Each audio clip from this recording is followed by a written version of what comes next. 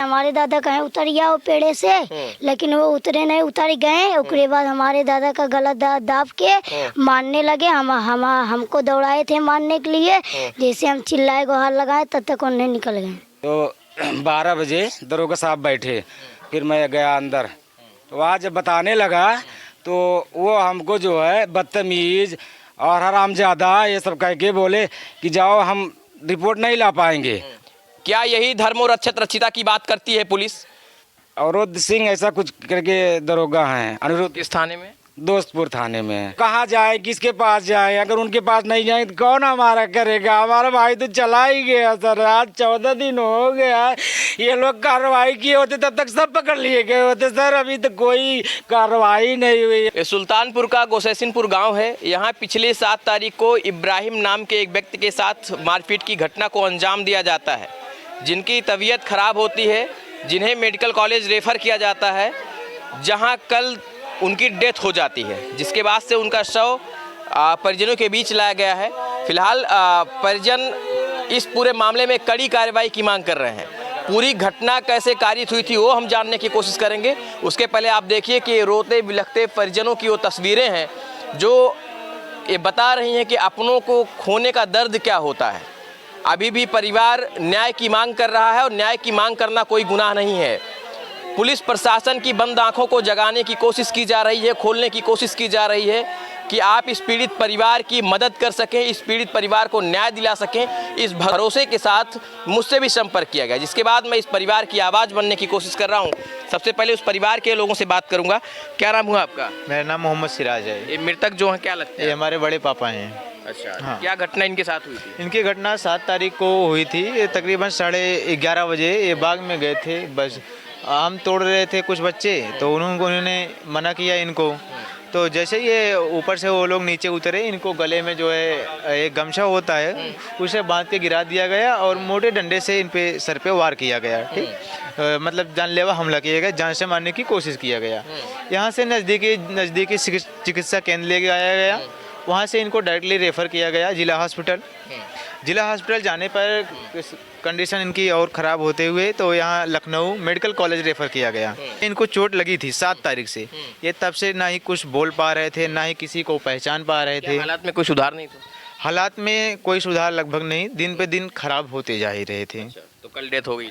हाँ, इनकी कल डेथ हो चुकी।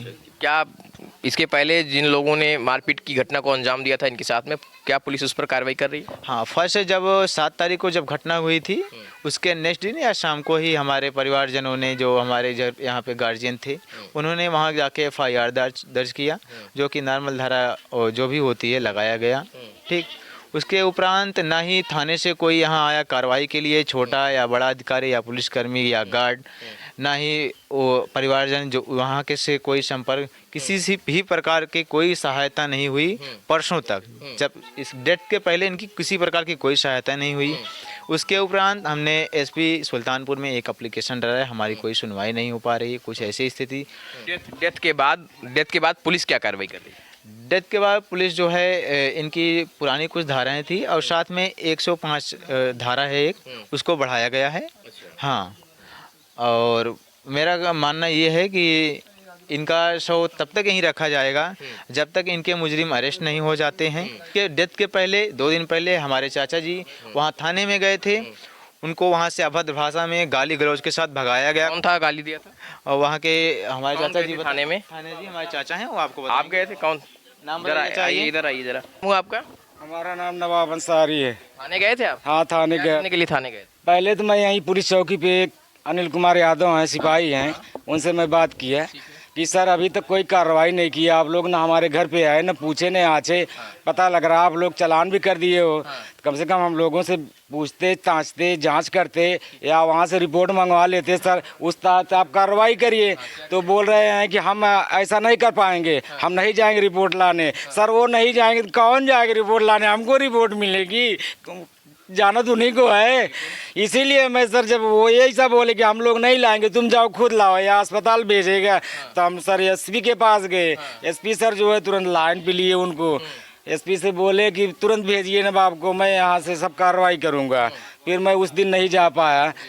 ऐसा वहाँ से फ़ोन आया हमको, अर्जेंटली पैसे वैसे का इंतजाम करना था, हम नहीं जा पाए। फिर दूसरे दिन मैं गया। दूसरे दिन जब वहाँ थाने पे पहुँचा तो 12 बजे दरोगा साहब बैठे।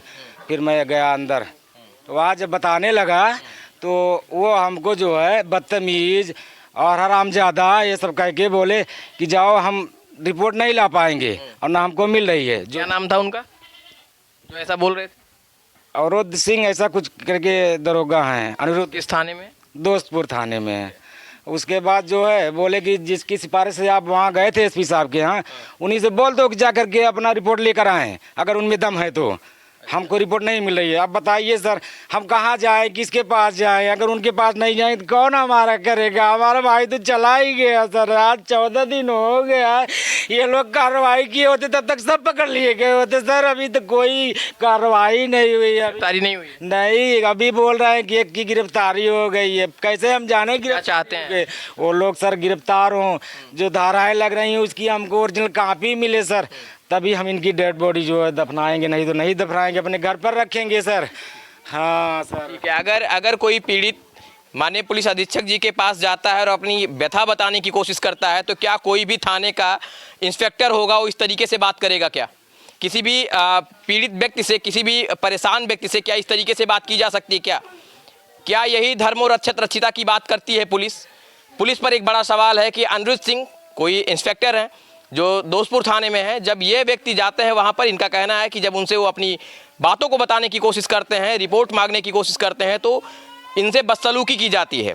अब इस मामले की भी बाकायदा तहकीकात होनी चाहिए, जांच होनी चाहिए। फिलहाल ये पूरे परिवार के लोग हैं, तमाम लोग यहाँ, उनके जो चाहने वाले लोग हैं, उनके जो परिवार के लोग हैं, रिश्तेदार हैं, वो लोग यहाँ मौजूद हैं। और इन लोगों की मांग है कि अब ये लोग डेड बॉडी को दफन तभी करेंगे, सुपुर्दे खाक तभी किया जाएगा जब जितने भी मुलजिम हैं, जो नामजद FIR पंजीकृत कराया गया है, उन लोगों की गिरफ्तारी होगी। अब हालांकि अब देखने वाली बात यह है कि अब परिवार की इस जिद के आगे पुलिस प्रशासन कितनी सख्ती से कार्रवाई कर पाता है, ये तो आने वाले वक्त में पता चलेगा। बाबू, अरशद अली। बाबू, ये कौन है जो डेथ हो गई जिनकी? ये हमारे दादा हैं। अच्छा, क्या हुआ था वहाँ? हमारे दादा जो डांटे थे लड़कों को। कौन कौन था लड़का वहाँ, जानते हो उसको? नहीं जानते नहीं है। अच्छा ठीक है, क्या हुआ था फिर? हाँ, हमारे दादा कहीं उतर गया वो पेड़े से, लेकिन वो उतरे नहीं, उतर गए। उसके बाद हमारे दादा का गला दाब के मारने लगे। हमको दौड़ाए थे मारने के लिए। जैसे हम चिल्लाए गुहार लगाए तब तक उन्हें निकल गए। अच्छा, तो आप क्या करने गए थे बाबू वहाँ? हम बकरी चराने गए थे। और ये क्या कर रहे थे दादाजी? बकरी चराने वो भी गए थे। तो ये बच्चा जो खबरों में भी बताया जा रहा है कि एक बच्चा जिसने पूरी घटना को देखा था, ये वो बच्चा है जिसने पूरी वारदात को बताया कि किस तरीके से वहाँ तमाम जो मुलजिम हैं उन्होंने घटना को अंजाम दिया था, घटना को कारित किया था। अब उन मुलजिमों पर क्या नकेल कस पाएगी योगी आदित्यनाथ की सरकार में उनकी पुलिस, ये तो आने वाले वक्त में पता चलेगा। कैमरा पर्सन के साथ मैं Alok Dubey, Times of UP, Sultanpur.